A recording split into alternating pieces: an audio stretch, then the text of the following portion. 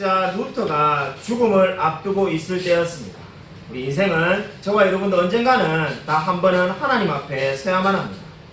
종교개혁자 루터는 죽음을 앞두고 신부를 부르지 않았습니다. 당시에는 중세시대였기 때문에 모든 죽는 사람들은 신부를 불러서 미사를 지내곤 하였습니다. 근데 루터는 신부를 부르지 않고는 요한복음 3장 16절을 반복적으로 외쳤다고 합니다.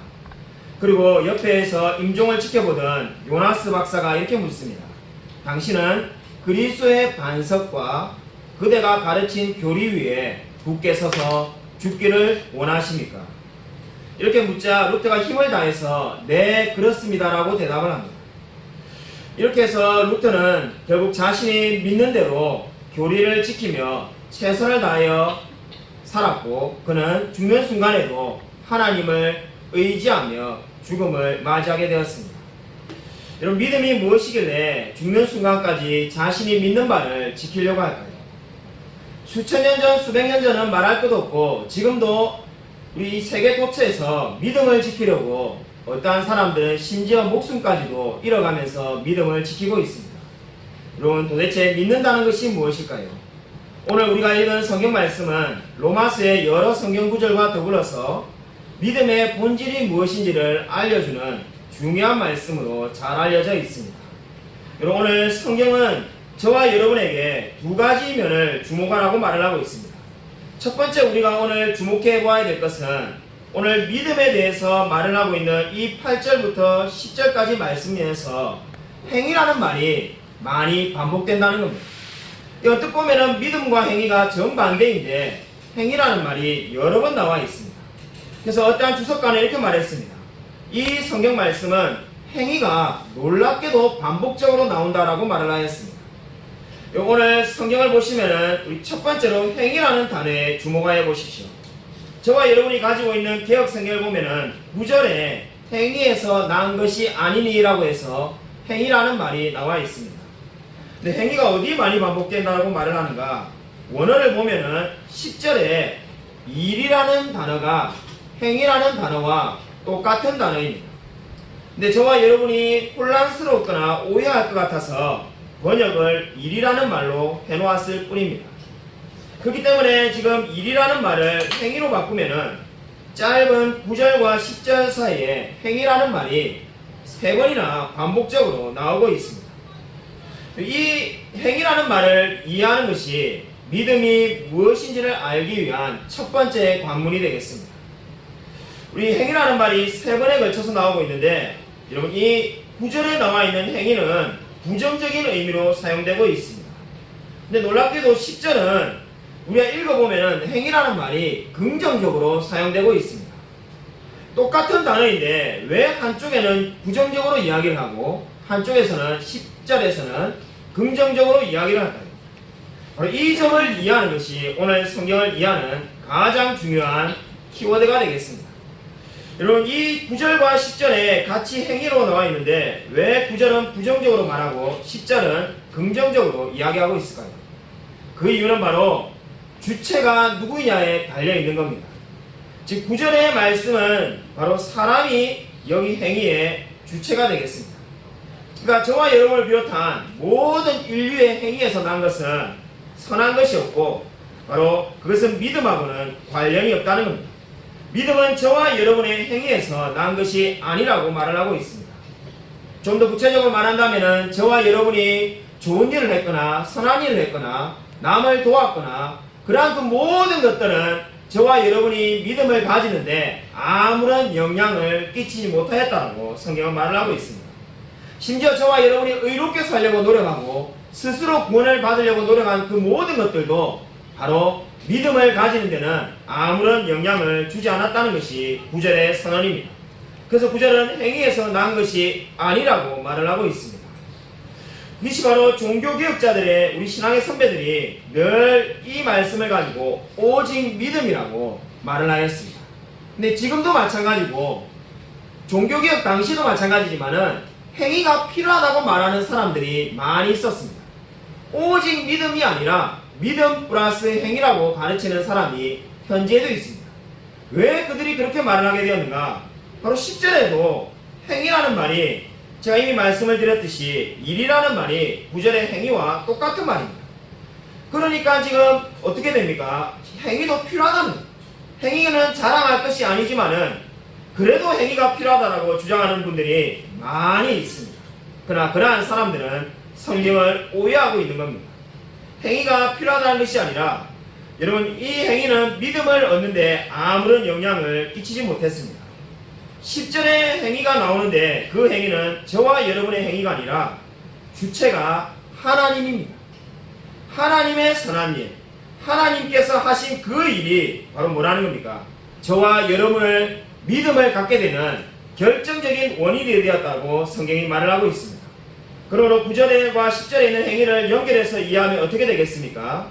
저와 여러분의 행위로는 결코 믿음을 가질 수가 없고 하나님이 선하신 일, 하나님의 행한 행위로서 저와 여러분의 믿음을 가지게 되었다는 겁니다.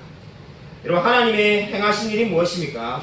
십자가를 지시고 죽기까지 저와 여러분을 사랑하신 그 일로 인하여 저와 여러분이 믿음을 가지게 되었다라고 성경은 말씀하고 있습니다.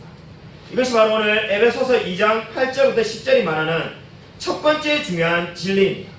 저와 여러분의 행위는 필요가 없고 하나님의 행위로 말미암아 우리가 믿음을 가지게 되었다는 겁니다. 두 번째로 우리가 주목해 보아야 한 단어가 있습니다. 두 번째로 주목해 보아야 될 단어는 10절에 만드신 바라라고 되어 있습니다. 만드신 바라라는 말은 쉽게 우리가 표현하면은 우리나라 말로 쉽게 말하면은 솜씨라는 말입니다. 당신 요리 솜씨가 좋아. 당신 이 참 손재주가 좋은 것 같아 할 때 그 솜씨라고 말하는 그 솜씨라는 말이 바로 이 만드신 바라는 말의 의미입니다. 근데 이 말은 근데 지금 하나님께 사용하고 있습니다. 하나님의 솜씨, 하나님의 만드신 바. 제가 원래 설교 제목을 하나님의 솜씨라고 하려고 하다가 하나님의 큰일로 했습니다. 하나님의 솜씨라고 하면은 성경에 우리 솜씨라는 말이 없으니까 이게 도대체 무슨 일인가 라고 생각할 것 같아서 하나님의 큰일이라고 했습니다. 여러분 근데 이 하나님의 솜씨, 하나님의 만드신 바라는 이 단어는 성경에 딱 두 번밖에 나오지 않는 단어입니다. 지금 오늘 우리가 읽은 에베소서 2장 10절에 나오고 또 한 번 나오는데 로마서 1장 20절에 나옵니다. 우리 로마서 1장 20절을 한번 찾아보도록 하겠습니다. 우리 에베소서 2장 10절의 말씀을 이해하기 위해서 로마서 1장 20절을 한번 찾아보도록 하겠습니다. 신약성경 로마서 1장 20절입니다. 신약성경 240면에 있습니다. 신약성경 240조 로마서 1장 20절을 같이 한 목소리로 읽겠습니다. 네, 시작. 창세로부터 그의 보이지 아니하는 것을 곧 그의 영원하신 능력과 신성이 그가 만드신 만물에 분명히 보여 알려졌나니 그러므로 그들이 핑계하지 못할지니라. 아멘.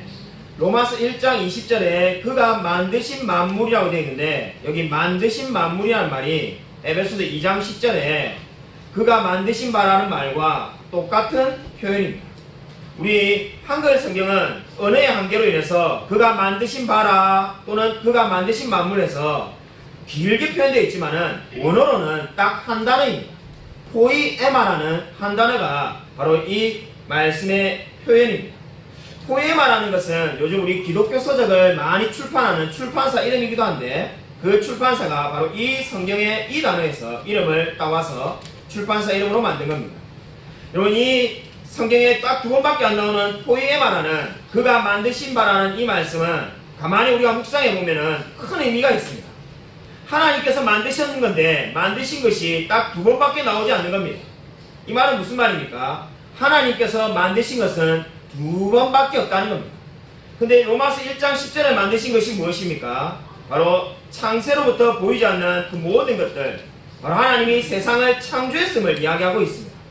그러니까 하나님이 만드신 것은 창조이고 두 번째로 또 하나님이 만드신 것이 에베소서 2장 오늘 10절에 우리가 읽은 말씀인데 하나님이 무엇을 하셨다는 겁니까? 저와 여러분을 만드셨다는 거죠. 이미 우리가 만들어져 있는데 어떻게 저와 여러분을 또 만들었다는 겁니까? 새롭게 구원하셔서 구속하셨다는 겁니다. 그러므로 지금 그가 만드신 바라는 이 성경에 두 번밖에 나오지 않는 단어는 창조와 구속에만 이 단어가 등장하고 있습니다. 다르게 표현한다면 창조와 새 창조에만 이 단어가 나타나는 겁니다. 그러므로 이 말씀은 저와 여러분에게 무엇을 말을 해주고 있습니까? 인생은 반드시 두 번 태어나야 한다는 것을 의미하고 있습니다. 한 번 태어난 사람은 성경이 어떻게 된다고 말하겠습니까? 요한계시록 21장 8절에 둘째 사망으로 한 번만 오직 태어난 사람은 두 번 죽음을 당하게 됩니다. 그것이 바로 하나님을 믿지 않는 비그리스도인의 운명입니다. 그러나 하나님이 저와 여러분에게 요구하신 바가 무엇입니까? 두 번 태어난 사람은 한 번만 죽는다는 겁니다. 바로 오늘 그가 만드신 바라, 하나님의 만드신 바가 바로 모든 세상 사람들이 은혜를 입은 바로 하나님의 피조물입니다. 그러나 하나님의 두 번째 만드신 바라는 이 말씀을 믿고 의지하는 자만이 영원한 천국에 들어갈 수 있다고 성경은 말씀하고 있습니다. 여러분 정말로 두 번 태어난 사람입니다. 하나님께서 저와 여러분을 두 번이나 만드신 분임을 믿고 있습니다. 감리교의 창시자였던 존 웨슬리를 함께 도왔던 여러 명의 사역자들이 있었습니다. 그 중에 한 사람이 존 레스라는 분이 있었습니다. 존 레스는 원래 대장장이었다고 합니다. 근데 그가 하나님을 믿기 전에는 늘 욕하기 좋아하고 하나님을 욕하기 좋아하고 사람들을 흉보기 좋아하는 그러한 사람이었습니다. 그러한 사람이 예수를 믿어도 그 성품은 쉽게 바뀌지 않습니다. 그래서 보니까 이 존 레스는 전도할 때 부드럽게 전도하는 것이 아니라 굉장히 거친 말로 예수 안 믿으면 지옥 간다는 식으로 그렇게 많이 이야기하겠다고 합니다. 이분에 대한 일화가 하나 있는데 어느 날 전도하러 나가서 어떤 사람에게 예수를 믿으라고 했습니다. 그러니까 이 사람이 안 믿는다는 말도 아니고 믿는다는 말도 아니고 굉장히 애매모호하게 태도를 취하는 겁니다. 그래서 이 사람에게 계속해서 복음을 전하라고 말하니까 이 사람이 천국은 가고 싶다고 말합니다. 존 넬슨이 이제 됐다고 생각해서 이제 예수 믿는 것 같다 생각하고 이제 기뻐합니다. 그래서 그럼 이제 새 사람이 되기 위해서 우리 함께 교회를 다니며 말씀을 들읍시다라고 말하니까 교회를 다니기 싫다는 겁니다. 천국 가고 싶지만은 교회를 다니기도 싫고 새 사람으로서 열심히 선한 일을 하며 살기는 더더욱 싫다는 겁니다. 그냥 천국만 보내주면 안 되냐는 겁니다. 당연히 존 넬슨이 그렇게는 안 된다고 말하자 이 사람이 방금 전에 설명할 때 우리가 하나님의 은혜로 천국에 간다고 했는데 내가 좀 부족하지만은 좀 하나님을 닮기 싫고 하나님의 말씀을 사랑하지 않아도 그냥 은혜로 천국에 보내주면 안 되냐고 그렇게 질문하기 시작합니다. 우리 주위에도 그런 사람도 있지 않습니까? 이 교회를 다니기 싫고 성경을 보기는 더더욱 싫고 그러나 천국은 가고 싶은 그러한 사람을 만난 겁니다. 그때 존 넬슨이 이렇게 말했다고 합니다. 당신이 만약 이 모습 그대로 천국에 갈 수 있다고 가정해 봅시다. 그럼 당신이 천국에 가서 듣는 것은 수많은 성도들이 하나님께 노래를 부르는 모습을 보게 될 겁니다. 근데 문제는 당신은 그 노래가 뭔지도 모릅니다. 더 문제는 수많은 사람들이 종일토록 아니 영원히 하나님을 찬양하고 또 찬양하는데 당신은 하나님을 찬양할 마음이 없다는 겁니다. 그렇기 때문에 억지로 천국에 간들 당신이 할 수 있는 일은 아무것도 없습니다라고 말을 했다고 합니다. 여러분 이 이야기가 무엇을 보여줍니까? 천국은 바로 하나님께서 만드시고 그분을 닮아가는 자만이 천국에 들어가는 것입니다. 여러분 하나님을 사랑하지 않는 자가 천국에 들어가 본들 할 수 있는 것은 아무것도 없습니다. 오늘 성경의 믿음이 뭐라고 말을 하고 있습니까? 저와 여러분의 행위에서 난 것이 아니며 하나님께서 두 번 만드신 자가 그리스도인이라고 성경은 말을 하고 있습니다. 여러분 로마서 4장 22절을 한번 찾아보겠습니다. 우리 믿음에 대해서 로마서가 어떻게 말씀하는지 로마서 4장 22절을 한번 찾아보도록 하겠습니다. 신약성경 245쪽입니다.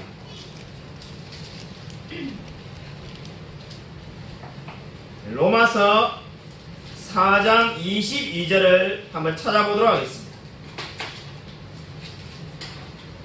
로마서 4장 22절 우리 같이 한 목소리를 읽겠습니다. 네, 시작. 그러므로 이것이 그에게 의로 여겨졌느니라. 아멘. 로마서 4장은 아브라함에 대한 이야기를 지금 다루고 있습니다. 아브라함이 믿음의 조상인데 그 믿음의 조상이 어떻게 믿음을 가졌는지를 말씀하고 있습니다. 바로 거기에 4장 17절에 나와 있는데 우리가 오늘 설립 3주년 감사 예배를 드리고 있는데 제가 3년 전에 아무도 없이 우리 가족끼리 처음으로 예배를 드릴 때 이 말씀이 제게 얼마나 위로를 주는지 모릅니다. 로마서 4장 17절의 말씀이 우리 교회 첫 해의 교회 표였는데, 하나님은 죽은 자를 살리시며 없는 것을 있는 것으로 부르시는 이신이라 라고 말을 합니다. 이 말이 무슨 말입니까? 바로 없는 것에서부터 있는 것으로 만들어내시는 것이 믿음이라는 겁니다. 이것이 바로 어떻게 가능하겠습니까? 우리 에베소서의 말씀처럼 사람의 행위로는 절대로 할 수가 없고 하나님의 행위로 이 모든 것을 이루신 겁니다. 근데 그 하나님께서 하신 것이 어떻게 믿음이 될 수 있는가? 그러면 하나님의 능력이고 하나님의 훌륭하신 점이지 어떻게 저와 여러분의 믿음이 되고 저와 여러분의 것이 되는가? 바로 22절에 이렇게 말씀하고 있습니다. 여겨졌느니라. 여러분 로마서 4장을 집에 가서 한번 곰곰이 읽어보십시오. 여기다는 말이 로마서 4장에 얼마나 많이 나오는지 모릅니다. 한마디로 로마서 4장은 그냥 여기다는 말이 계속 반복됩니다. 여기다는 말이 무슨 말입니까? 한마디로 말해서 자격이 없는데 여겨준다는 겁니다. 제가 공부를 못했는데 공부를 못하는 사람을 공부를 잘하는 사람으로 여겨준다, 이렇게 사용할 때 쓰는 표현이 여겨준다는 겁니다. 어느 한 신학자는 이렇게 말하였습니다. 여겨진다는 말이 어떤 의미인가? 계좌에 이체되었다는 겁니다. 돈이 없이 가난한 사람에게 수많은 돈을 가지고 있는 억만장자 부자가 어느 날 돈을 계좌에 이체해주면 어떻게 되겠습니까? 제가 너무나 가난한 사람이지만은 그날부터 부자가 되는 겁니다. 마찬가지로 믿음이 없는 아브라함에게 하나님의 신실하심과 그분의 능력이 계좌가 옮겨지는 것처럼, 이체되는 것처럼 옮겨진 것이 여겨졌다는 말의 의미가 되겠습니다. 이것이 바로 성경이 말하는 믿음의 의미입니다. 저와 여러분이 어떻게 믿음을 가지게 되었습니까? 하나님께서 여겨주신 겁니다. 우리가 믿음을 달라 해가지고 믿음을 쟁취한 것이 아니라 하나님께서 여겨주셨습니다. 찾아보지 않아도 저와 여러분이 잘 알고 있는 성경의 유명한 이야기, 탕자의 비유가 있습니다. 탕자의 비유를 여러분 어떻게 이해하십니까? 저는 탕자의 비유의 핵심은 두 단어에 있다라고 믿는 사람입니다. 탕자의 비유는 두 단어만 이해하면 그 의미가 다 이해되게 되어 있습니다. 첫 번째 단어가 뭡니까? 탕자가 아버지에게 유산을 달라라고 말을 합니다. 달라라고 말할 때 그 의미가 뭡니까? 내가 당연히 받을 만한 자격이 되니까 그 몫을 받아야 되겠소라고 말을 하는 겁니다. 내가 아버지 아들이니까 내게 마땅한 재산을 달라는 겁니다. 달라는 말은 자격이 있다는 겁니다. 근데 그 탕자가 이제 스스로 돌이켜서 하나님께로, 아버지께로 돌아왔을 때 어떻게 고백이 바뀝니까? 나를 품꾼의 하나로 여겨달라고 말하지 않습니다. 바로 달라라고 자신만만하게 그렇게 말하는 사람이 저를 품꾼의 하나로 여겨주소서라고 말을 하였습니다. 여겨달라는 말이 무엇입니까? 이제 자신은 은혜가 필요한 사람임을 인정하는 겁니다. 마땅히 받을 만한 자격이 없기 때문에 자격이 없지만은 하나님께서 그렇게 여겨달라는 겁니다. 그것이 바로 무엇입니까? 하나님의 긍휼을 의지하는 자가 되었다는 겁니다. 믿음이 무엇입니까? 믿음은 자신에게 자격이 없는 것을 인정하는 자입니다. 그리고 나아가서 하나님의 긍휼을 바라보며 은혜를 소망하는 자가 믿음을 가진 자입니다. 여러분은 자격이 없는데 하나님께서 여러분에게 하나님 자녀로 여겨주셨다는 것을 믿고 있습니다. 여러분, 그렇기 때문에 저와 여러분이 그리스도인하고 불리게 된 겁니다. 목회를 하면서 보니까는 대부분의 성도님들이 그리스도인이라는 말을 그리스도라는 말에서 그냥 우리가 사랑인자를 붙여가지고 그리스도인이라고 부른다라고 생각하는 분이 너무나 많다는 것을 알게 되었습니다. 그리스도라는 말이 성경에서 나왔다라고 말하면은 10명 중에 9명은 다 고개를 갸웃거리면서 정말입니까 목사님? 이렇게 말하는 분을 많이 만나보았습니다. 네, 성경은 그리스도인이 하나님께서 주신 말이라고 말을 합니다. 여러분, 성경을 한번 찾아보겠습니다. 사도행전 11장 26절을 한번 찾아보도록 하겠습니다. 믿음을 가진 자를 그리스도인이라고 부르는데 성경에 사도행전 11장 26절에 그리스도라는 말이 하나님이 저와 여러분에게 주신 거라고 성경은 분명히 말씀하고 있습니다. 신약성경 207면에 있습니다. 신약성경 207쪽 사도행전 11장 26절입니다. 다 찾으신 줄 알고 같이 한 목소리를 읽겠습니다. 시작. 만남에 안디옥을 데리고 와서 우리 교회에 1년간 모여 있어 큰 무리를 가르쳤고 제자들이 안디옥에서 비로소 그리스도인이라 일컬음을 받게 되었더라. 아멘. 하나님이 주셨다는 말이 어디 있는가? 일컬음을 받게 되었더라는 그 말에다가 밑줄을 그어주십시오. 우리 성경이 일컬음을 받게 되었다는 그 말은 원어를 보면은 하나님께서 주셨다는 뜻을 담고 있습니다. 하나님께서 붙여주셨다. 그러니까 제자들이 그리스도의 이름을 불리게 되었는데 안디옥에서 그 말은 그냥 사람들이 준 것이 아니라 하나님께서 붙여주셨다는 것이 바로 일컬음을 받게 되었다는 단어의 의미가 되겠습니다. 그러므로 그리스도인이라는 단어는 안디옥에 있는 사람들이 그냥 부르고 싶다고 자기들이 마음대로 지은 것이 아닙니다. 하나님께서 직접 우리에게 그리스도라는 이름을 붙여주신 것입니다. 그러나 저와 여러분이 그리스도인이라고 불리는 것에 대해서 얼마나 우리가 깊은 은혜와 감사를 가지고 있어야 되는지 성경은 분명히 말을 하고 있습니다. 여러분은 믿음을 하나님께 부여받고 그리스도라는 이름을 부여받은 데에 대해서 날마다 감사하고 있습니다. 미국의 테네시주에 2번이나 주지사를 지내었던 벤 후버라는 분이 있습니다. 이 벤 후버라는 분은 태어날 때 아버지를 모르고 태어난 사생아였습니다. 동네 사람들이 모든 사람들이 자기의 자녀들에게 벤 후버와 교제하지 말라고 말을 하였다고 합니다. 한마디로 요즘 말로 왕따가 됩니다. 아버지도 모르는 아이와 친해지지 말라고 해서 출신부터 부끄럽고 늘 운문과 세상에 대한 원망이 가득해서 벤 후버가 살았다고 합니다.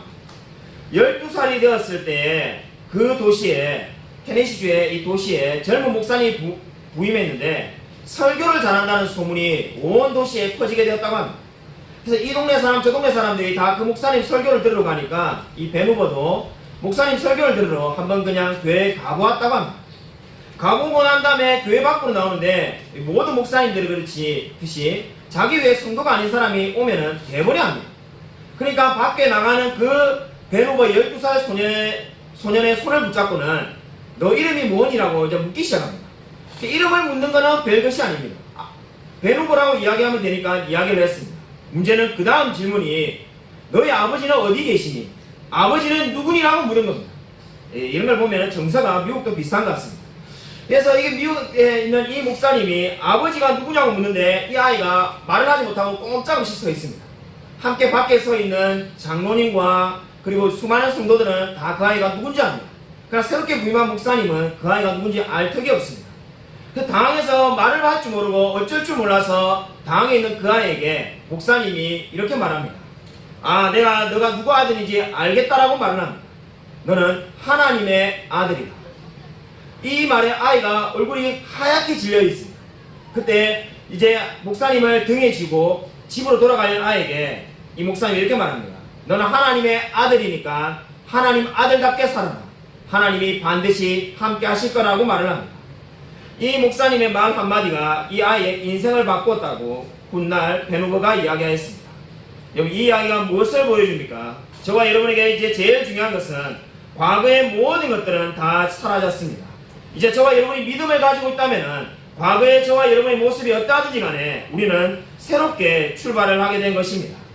문제는 있다고 해서 모두 끝난 것이 아닙니다. 왜냐하면 우리가 믿음을 갖게 되자마자 바로 그 다음날 천국에 가는 것이 아니라 여전히 이 세상에서 살아가고 있기 때문입니다. 한마디로 말해서 믿음은 천국에 갈 수 있는 전부이기도 하지만 한편으로는 이 세상에서는 믿음을 가졌다는 것이 시작에 불과하기도 합니다. 신앙생활을 하는 시작에 불과하기도 합니다. 여러분, 저와 여러분의 믿음의 여정 앞에 놓여 있는 것이 무엇일까요? 창세기 19장 17절부터 20절을 함께 읽으시도록 하겠습니다. 우리 창세기 19장 17절부터 20절입니다.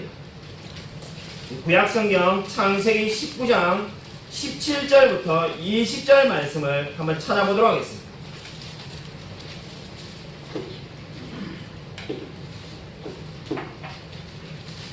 창세기 19장 17절부터 20절입니다. 창세기 19장 17절부터 20절 우리 같이 한 목소리로 읽도록 하겠습니다. 네, 시작. 그 사람들이 그들을 밖으로 이끌어낸 후에 이르되 도망하여 생명을 보존하라. 돌아오라 들에 머물지 말고 산으로 도망하여 멸망함을 면하라. 롯이 그들에게 이르되 내 주여 그리 마옵소서.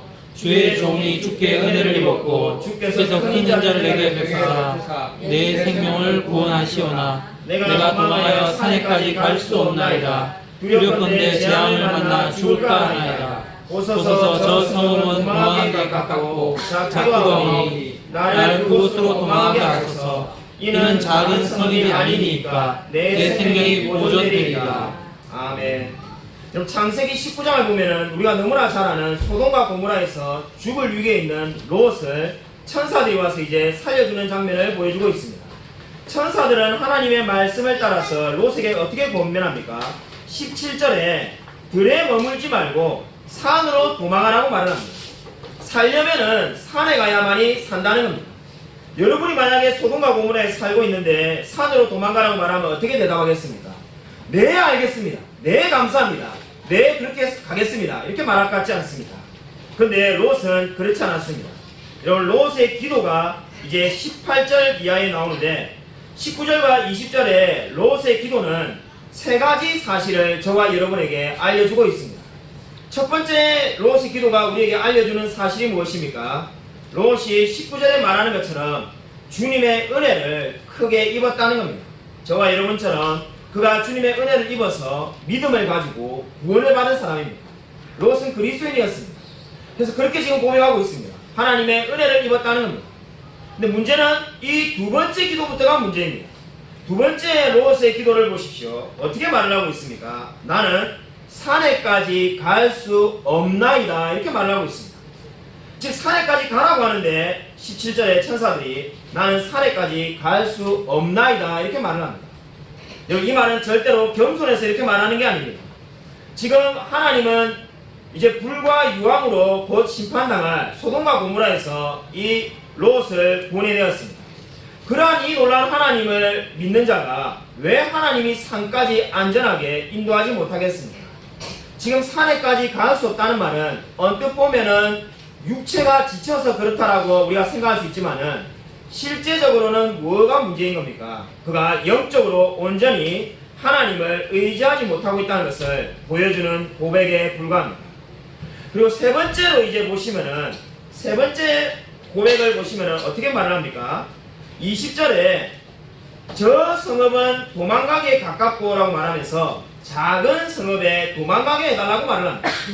그러니까 하나님은 산으로 가라는데 산으로 가기 힘들고 롯이 바꿔서 작은 성읍에 가게 해달라 이렇게 말을 하고 있습니다. 이 작은 성읍은 소아를 말하는 겁니다. 소아를 말하는데 중요한 것은 영적인 의미가 되겠습니다. 이 작은 성의 영적인 의미가 무엇입니까? 그냥 작은 죄는 짓도록 내버려 달라는 겁니다. 이 소돔과 고모라 같은 그런 큰 죄가 아니니까 이제 소아의 성에 작은 성에 내가 들어가서 작은 죄는 그대로 짓고 살도록 내버려 달라는 의미가 이 의미가 되겠습니다. 그러니까 지금 하나님께서는 죽을 수밖에 없는 롯을 보내줬는데 롯은 어떻습니까? 아직도 작은 성에 가서 작은 죄는 적당히 짓고 살게 달라고 말을 하고 있습니다. 한마디로 말해서 자신의 육신과 자기를 사랑하는 마음을 버리지 못하고 있음을 알 수가 있습니다. 여기가 끝이 아닙니다. 우리 창세기 19장 30절을 한번 보도록 하겠습니다. 우리 창세기 19장 30절 바로 그 옆에 있으니까 함께 읽도록 하겠습니다. 시작. 롯이 소알에 거주하기를 두려워하여 두 딸과 함께 소알에서 나와 산에 올라가 거주하되 그 두 딸과 함께 굴에 거주하였더니. 여러분 롯은 신약 성경에서 밝히고 있듯이 하나님의 사람입니다. 여러분 롯은 불신자가 아닙니다. 근데 이 하나님의 사람인데 지금 보여주는 여정이 무엇입니까? 저와 여러분과 같은 믿음의 여정 가운데 있습니다. 믿음을 가지고 있는데 산까지 가라는 그 하나님 말씀을 두려워서 작은 섬 소알에 거주했습니다. 근데 30절은 어떻게 말을 합니까? 이제 소알에 거주하기가 두려워서 소알에 나와서 산에 올라갔다라고 말합니다. 그럼 이 산이 우리가 어떤 산이라고 쉽게 생각할 수 있습니까? 아, 드디어 천사가 가라고 했던 17절에 그 산에 올라갔는갑다. 우리가 이렇게 생각하기가 쉽습니다. 드디어 이제 롯이 하나님 말씀대로 살기로 결심하면서 이제 하나님께서 가라고 한 그 산에 올라갔는갑다라고 우리가 생각하기가 쉽습니다. 그러나 성경은 그렇지 않다라고 말을 합니다. 여기 성경이 롯이 그 반대의 산을 갔다 이런 말은 없지만은 성경을 꼼꼼히 읽어보면은 롯은 천사가 말하는 그 산에 간 것이 결코 아닙니다. 롯은 천사가 말한 그 산에 간 것이 아니라 그 반대의 산에 올라갔습니다. 천사가 가라는 산은 어디입니까? 아브라함이 살고 있는 마므레 지역으로 가라는 것이 천사가 가라는 곳이었습니다. 한때 롯이 살았고 지금 아브라함이 살고 있는 마므레 방향으로 가라는 것이 천사가 가리킨 곳입니다. 근데 롯은 지금 나와서 어디로 갔습니까? 산으로 갔다고 되어 있는데 이 산은 반대편에 있는 산입니다. 어떻게 그것을 알 수가 있습니까? 우리가 조금 청년 내려오면은 창세기 19장 36절 37절에 롯이 자기의 두 딸과 근친상간을 해서 어떻게 됩니까? 딸과 잠을 자서 아이를 낳게 되는데 그 아이가 유명한 모압과 암몬의 조상이 됩니다. 모압과 암몬 지역이 정확하게 아브라함이 살고 있는 마므레와 반대 방향이 되겠습니다. 그러므로 지금 이 딸이 나와서 그곳에서 자손이 생성되었다고 우리가 볼 수 있기 때문에 결국은 롯이 간 곳은 어디입니까? 천사가 가라는 그곳으로 간 것이 아니라 그 반대 방향으로 갔다는 것을 성경은 말씀하고 있습니다. 여러분 이 이야기가 무엇을 보여줍니까? 왜 롯의 이 이야기를 성경에 길게 기록하고 있을까요?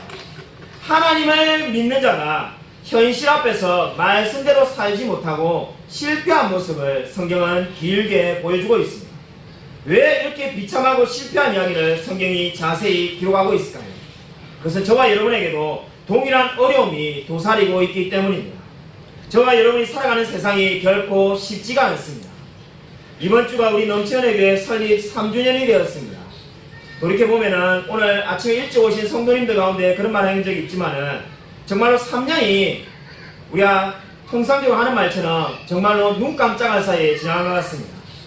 생각해보면은 3년 전에 제가 얼마나 불안했는지 모릅니다. 우리 가족끼리 예배 드렸을 때 너무나 불안했습니다. 정말로 3년 후에 교회가 존재할까 그러한 염려가 얼마나 많이 찾아왔는지 모릅니다. 여러분 그러나 돌이켜보십시오. 이제 3년이 모두가 감사할 일로 가득 차 있습니다. 지금 이 순간도 마찬가지입니다. 저와 여러분에게 과거는 늘 하나님의 은혜를 베푸신 것으로 감사할 일로 가득 차 있을 겁니다. 근데 불안한 것은 무엇입니까? 미래입니다. 미래를 생각하면은 염려가 끊임없이 찾아올 것입니다. 여러분 그러나 염려하지 마십시오. 여러분 롯을 보십시오. 롯이 왜 믿음의 삶에서 실패하였습니까? 자기의 눈을 의지하였기 때문입니다. 하나님께서 가라고 하는 산으로 올라가는 그 산에 아무것도 없는 산에 가서 어떻게 살 건가 너무나 망망했기 때문에 자기의 눈대로 판단하여서 작은 성 소알로 갔고 그리고는 결국 반대로 가서 모압과 암몬의 조상이 되었습니다. 그러나 성경은 어떻게 말을 합니까? 우리가 보기에 아무것도 없는 그 산으로 올라가면은 거기에 말씀대로 살 수 있는 길이 있다라고 성경은 말씀하고 있습니다. 여러분 인생 가운데 두려움이 있습니까? 근심이 있습니까? 염려가 찾아옵니까? 그러한 생각이 들 때마다 롯을 생각해 보십시오. 여러분의 눈을 믿지 말고 산으로 올라가라는 하나님의 말씀에 반응하십시오. 저와 여러분에게 하나님께서 산으로 올라가라는 말씀을 들려주실 때가 있을 것입니다. 그때 그 말씀대로 세상을 등지고 산으로 올라가서 정말 주님 앞에서 그 주님의 말씀대로 살아가십시오. 저와 여러분의 인생도 넘치는 은혜교회도 마찬가지입니다. 우리 앞에 얼마나 많은 장애물과 고난이 있는지 우리가 알 수가 없습니다. 그저 두려울 수밖에 없습니다. 그러나 하나님께서는 지금도 저와 여러분에게 말씀을 의지하여 산으로 가라고 말씀하고 있습니다. 여러분 이 말씀에 믿음으로 반응하십시오. 세상이 말하는 대로 살지 말고 세상을 거스르며 하나님의 말씀대로 사십시오. 그 길 가운데에 하나님께서 반드시 함께 하실 것입니다. 아무쪼록 하나님께서 저와 여러분을 만드셨음을 알고 날마다 말씀에 믿음으로 반응하며 살아가는 저와 우리 모든 성도님이 되시기를 주님의 이름으로 간절히 축원드립니다.